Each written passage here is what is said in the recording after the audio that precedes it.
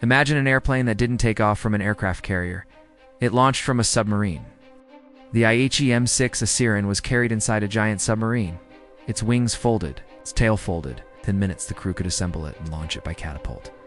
The catapult supplies the kinetic energy needed for takeoff.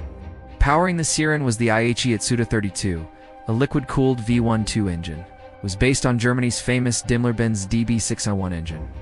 Power equals engine torque multiplied by rotational speed. Unlike bulky radial engines, its slim inverted V12 reduced the aircraft's frontal area. Less drag meant higher speed.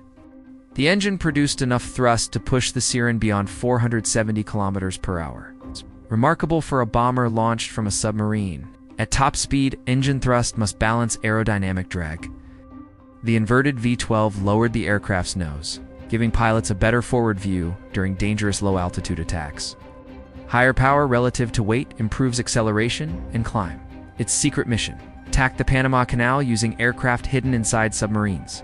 A plan so ambitious, it almost changed naval warfare forever. Range equals speed multiplied by flight time. The Aichi M6A Seiran wasn't just an airplane. It was one of the most ingenious engineering projects of World War II.